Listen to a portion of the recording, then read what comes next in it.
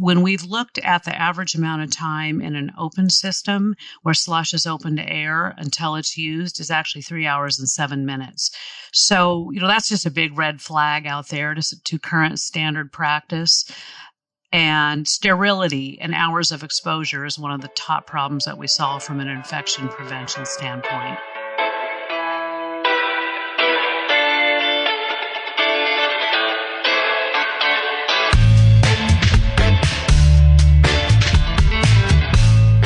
Clock in, scrub up, and join us behind the red line.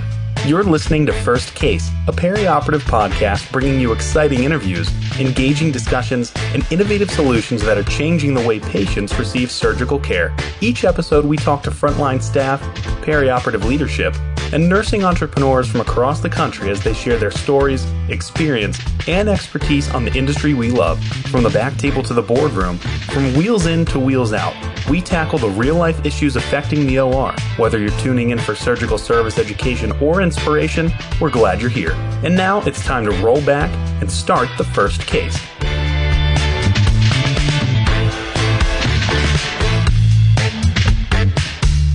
On this Vendor Spotlight, we are going to be speaking with Ruth Stachura, Vice President of Business Development at SeaChange Surgical. And Ruth has got a very interesting background we're going to hear about, Melanie, at the start of this interview, but also she's going to be talking about this innovative technology, SurgiSLUSH, that SeaChange has brought to the market, and it has some pretty big impact, not only financially and maybe your green initiatives, but also in infection prevention and creating some efficiencies in the operating room.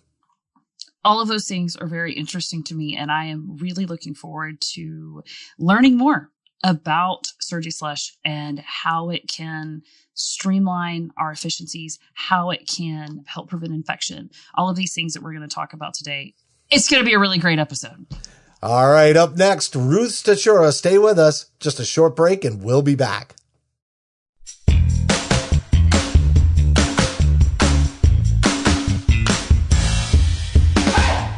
A 17 Studios production, you're listening to First Case.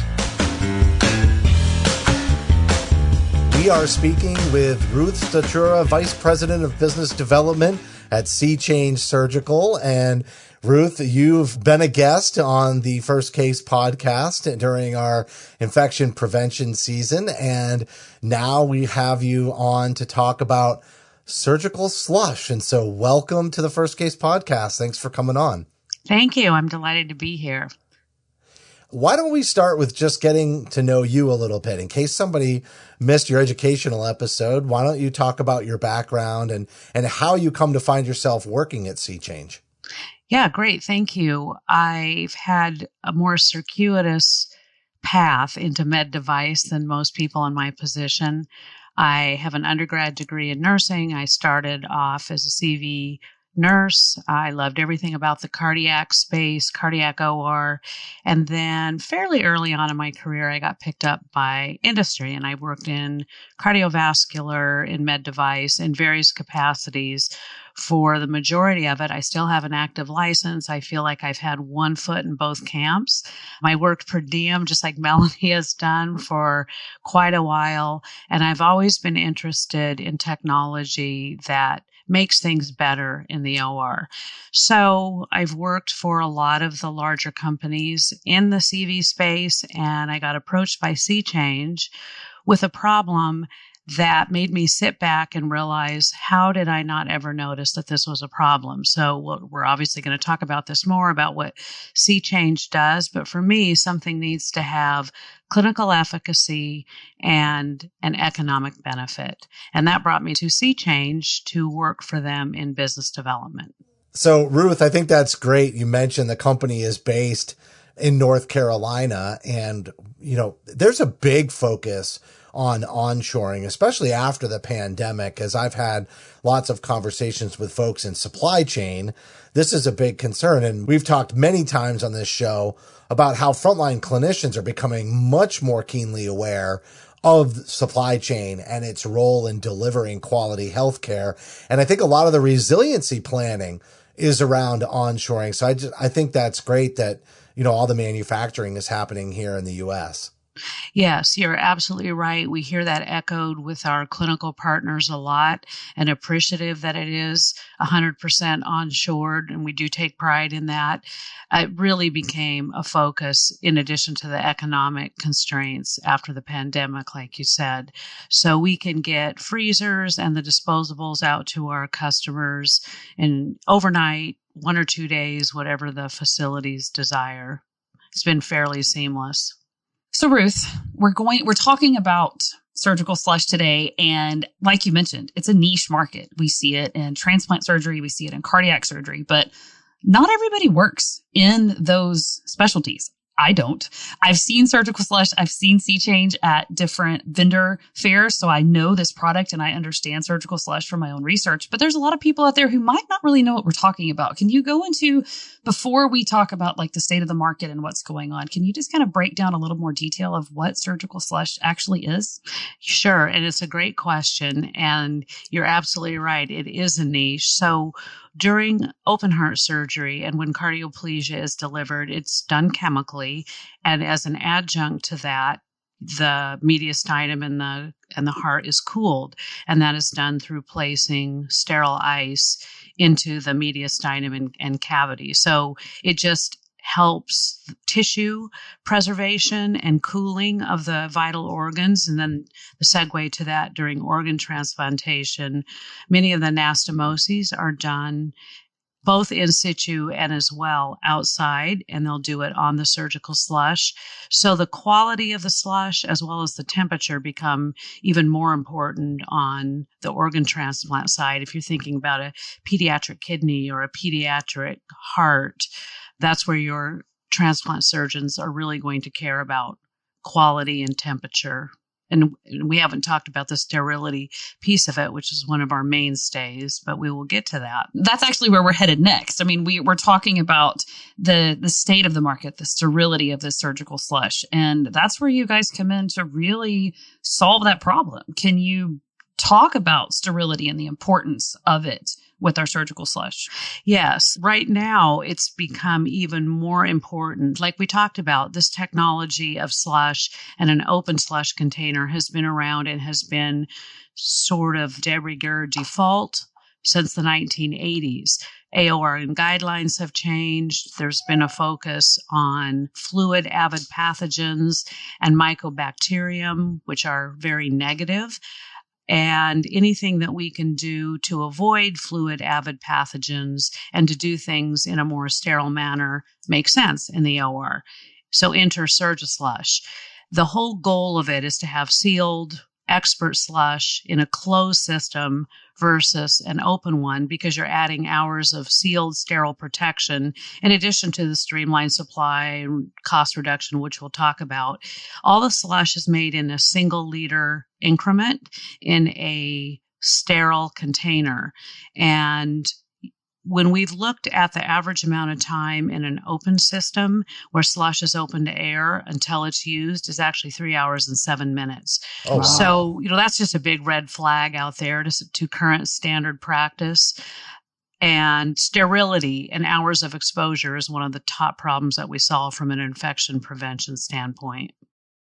That's really interesting. The sterility piece, I think it is an obvious area for improvement. And I've even had some interviews on other episodes with some of the other sister podcasts that we have too, talking about air quality control. And every time we open the door to the room, it creates this negative positive pressure flow. And there's definitely opportunities for contaminants to become airborne. And so 3 hours, that's a good long time for that exposure to happen. Also, I feel like innovation is often led by maybe reports of issues, and for a lot of people out there, they're probably not aware of the MOD database, but it's the FDA's reporting mechanism for whenever there's an issue with a product. And so essentially it's medical device reports that are made. Did that factor into identifying this as an opportunity in development as well? It absolutely did. So one of the things we're very proud of, SurgiSLUSH has been around, like I said, since about 2018 with 0 mod reports compared to 12 years of consecutive reports of sterile drape leaks. The issue with sterile drape leaks are that you don't know you have them till after the fact because you can't see through the drape. And then the existing mod reports are probably a fraction of what is really there because one would have to report it, go through all of it. So we know that the compendium of reports are probably representative only of the real problem. So by having a confirmed visual sterile barrier, which you do with these single-use and reusable containers, you know that you have absolutely not broken the seal, and then your slush is sterile until you're ready to use it. So there's none of this sitting out for hours waiting until you use it. You open the container, you use the slush within minutes. I think it's a great point about the FDA and the medical device reports being likely underreported because so many people just don't even know about that process. And honestly, I always like to take some opportunity to push that and say, look up MAUDE, MAUDE, and you'll find the FDA's website. But if there's ever an issue with a product or anything that influences the outcome of care, doesn't go the way it's supposed to, that's a place for us to report that. And it really does help influence change and process improvement in the industry. So I'm just going to take my moment there to plug reporting because to your point, I think many people are not aware of it. And the more awareness we can create, the better. But yeah, typically the mod reports are just a small sample size of what may be actually happening out there in operating rooms across the country. Yeah, perfect. And MOD, it means manufacturer and user facility device experience. That's what the acronym stands for. And thank you for bringing that up, Justin. I was going to get to it if you hadn't.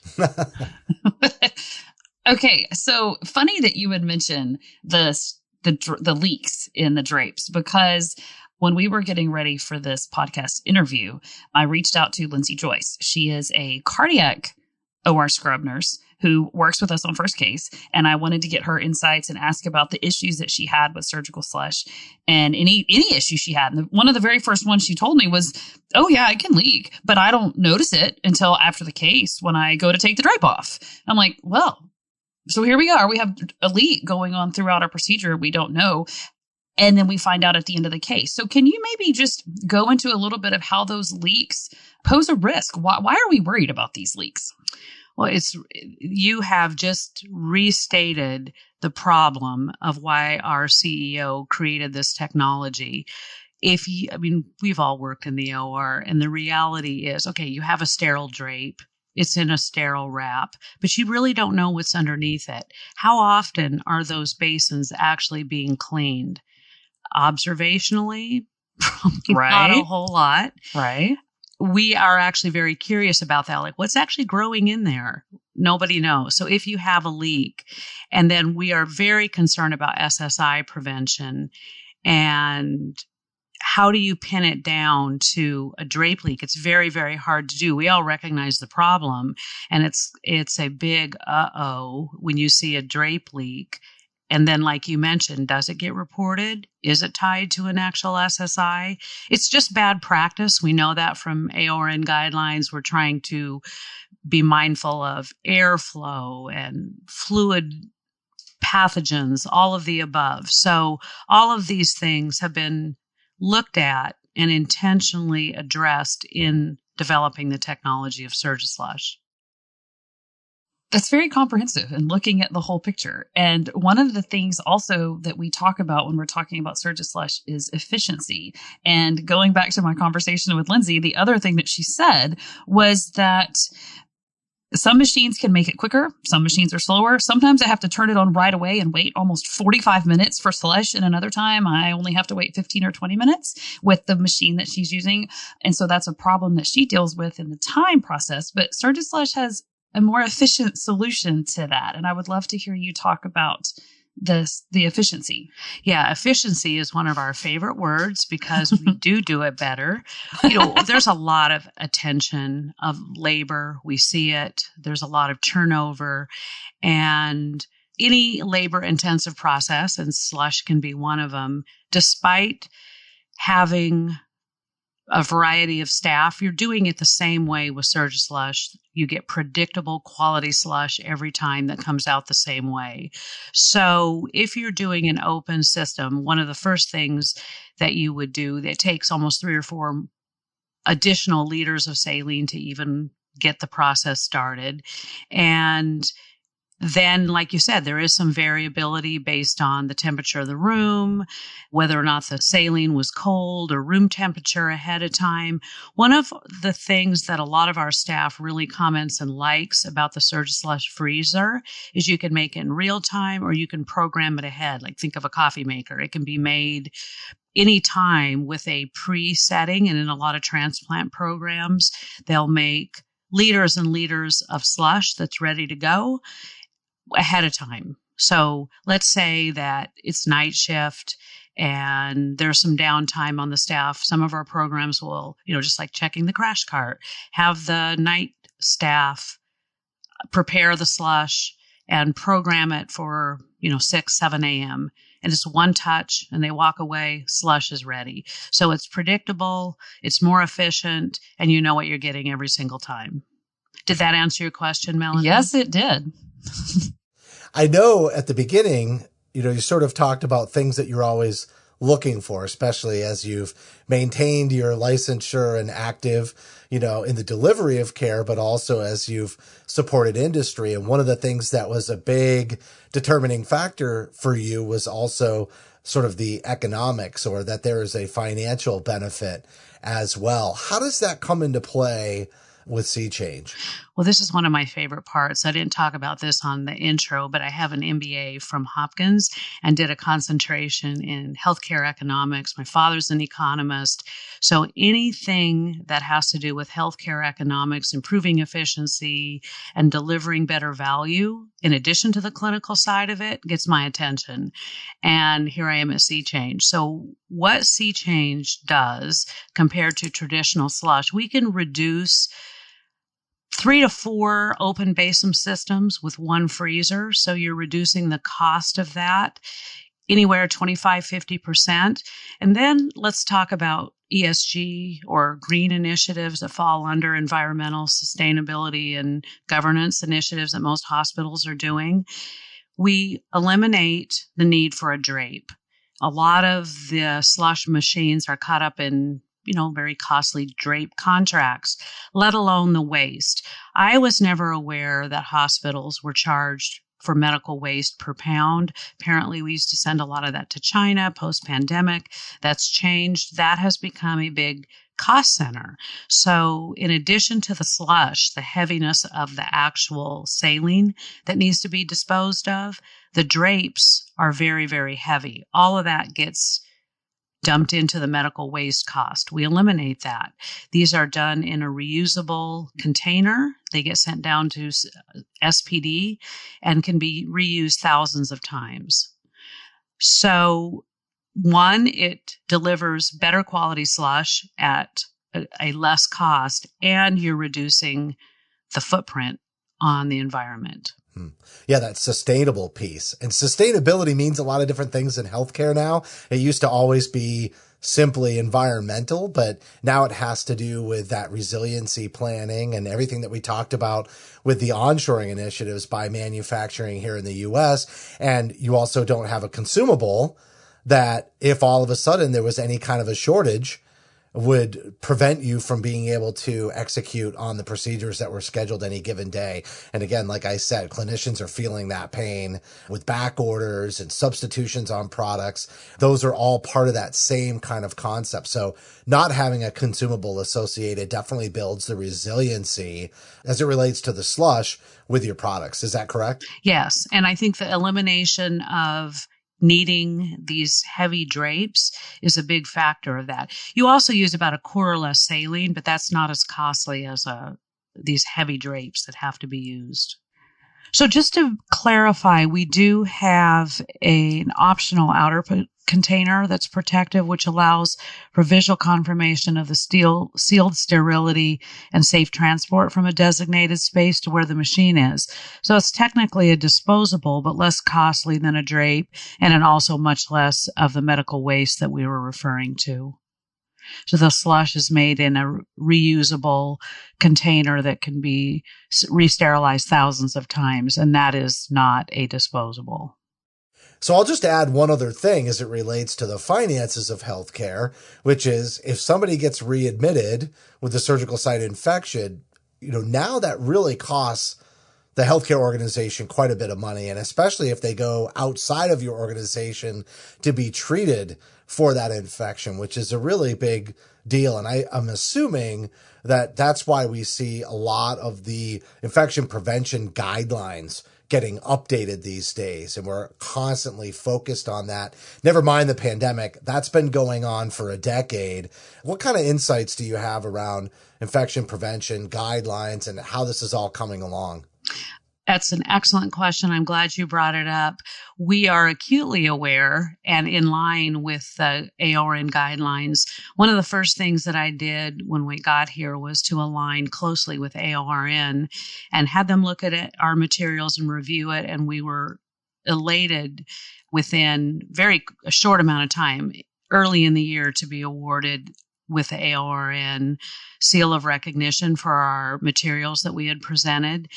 And that had everything to do with infection prevention and the guidelines. Now, new sterility guidelines came out in July, and we are working closely with AORN and making sure our positioning statements are aligned with those new guidelines. And we will continue working closely with AORN throughout future changes.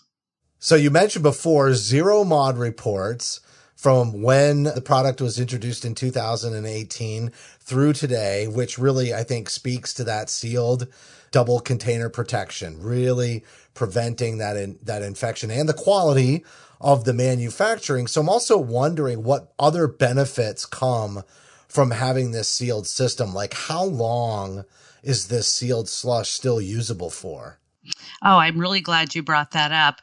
The sealed container, once the sterile saline has been added to it, expires within 24 hours. That is only because of the saline and the IFU from the saline manufacturer that says once saline has been opened. We would love it if the saline manufacturers had different testing and could be longer, because from a sealed security standpoint, we had an independent study look at the sterility after 2 weeks. And I think you were going to talk about that maybe at the end, from an independent lab, that our sterility was perfectly intact after almost 2 weeks. But that's it. Unfortunately, it falls back onto the IFU of the sterile saline.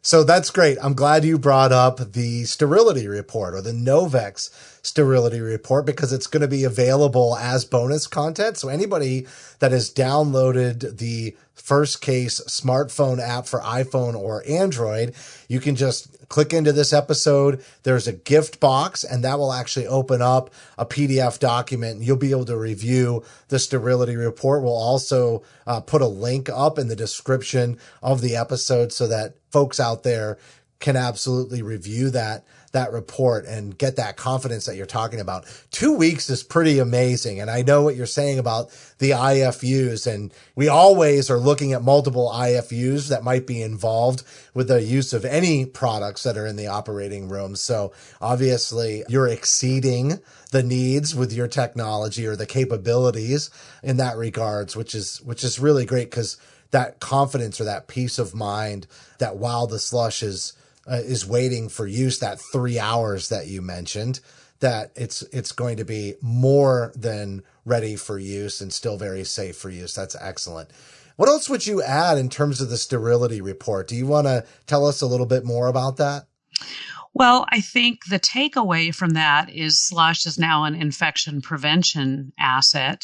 That is certainly an object of the infection prevention staff in a hospital and they're looking at the OR, we have sealed double container protection, and there's a visual confirmation of the sterile barrier every time prior to the use. And then we've talked about the MOD reports and, the portability of the containers. So we're very confident in our ability to provide sealed expert slush in a closed system and adding hours and hours of sealed sterile protection, in addition to streamlining the supply, reducing costs that we talked about. I got to imagine that your customers that are using this today are pretty happy. Do you have any just sort of maybe even colloquial thoughts about how much they appreciate the improvement in their, and the efficiencies for their day-to-day operations? Yeah, we have SurgiSLUSH in over 100 U.S. hospitals. And if you go onto our website, there are some direct quotes from some of our customers. I think the biggest categories and anecdotal comments that we've heard a lot of at AORN, we use SurgiSLUSH, we love our SurgiSLUSH machine. But it comes down to the flexibility with the staff. One of the things, I'd mentioned it before, the staff really likes the ability to make it ahead or on time, and then to be able to have one freezer that facilitates multi-rooms. Because rooms are crowded. So we didn't even talk about that. You're taking a piece of equipment out of the room in addition to this confirmed sterile supply. I was involved in an evaluation recently, and I was so happy to hear the nurses coming up and saying, we've been concerned about this open slush for a long time. And it made me feel badly because I thought, wow, how come I hadn't thought of it all these years? But I love that people are thinking like that and are doing everything they can for their patients in finding ways to make it safer and to try to prevent areas that are a little bit of a red herring for SSI incidences. So you mentioned that there are comments and testimonials from your customers on the website. Yes. You also have 30-second informative videos, and I love that. 30 seconds, quick hitting. People can go and watch those and get an introduction to the product. But the website, so that everybody knows where to go, is cchangesurgical.com. Very easy. That's CCHANGE surgical.com. There's also a contact form on the website where you can request additional information, get a quote, schedule a free evaluation. But even more so, you have got free CEs, Ruth. So I'd love for you to talk about your program on sterile surgical slush. Yeah. There's a tab at the top of the website that you'll see for the free CE. It's called Sterile Surgical Slush, Why Quality Matters. And it is approved by the California Board of Registered Nurses. And it's very quick and outlines some of the key points that we've talked about today. I also really want to go back to the part about the educational videos. We've talked a lot about the technology, but I had to do it when I was introduced to the concept of it. Once you see it, it makes a lot more sense than just listening to us talk about it, of seeing how the containers go in the freezer, how it's a one-touch button to start the slush, and then it's, oh, I get it. So I would encourage you to take a look at that.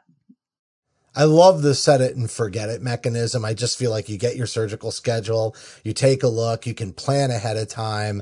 And especially, as you mentioned, different shifts being able to work together where maybe there isn't as much of a load. You come in, you're on first shift, everything takes off real crazy, real fast, right?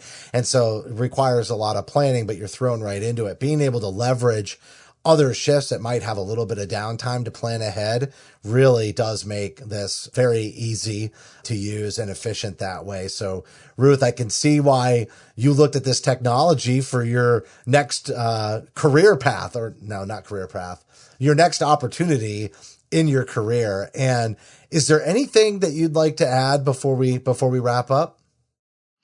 I have been very delighted to be here. This has been a really fun time in my career to be part of this technology and helping introduce this to the market.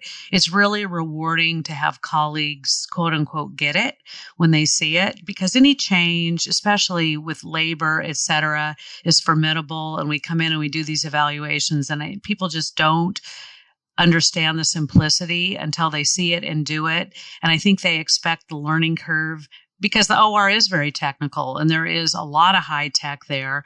And I think the expectation is this is going to be another one of those things. And I think one of the most rewarding things to hear is, that's it? Oh, that was easy. And we need a lot more smile. Easy in the operating we do. room. We need easy. I want one of those buttons, because we hear it all the time. And I think that just makes me smile. It's very rewarding. Excellent. Ruth, thanks so much for coming on and talking about SurgiSLUSH and all the great work that's happening at C-Change Surgical. And I'm sure we're going to hear a lot more. And I do want to emphasize about the free CE, Sterile Surgical Slush, Why Quality Matters.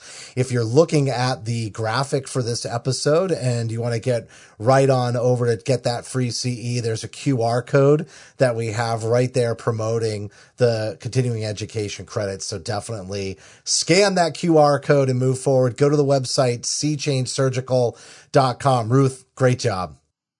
Thank you so much.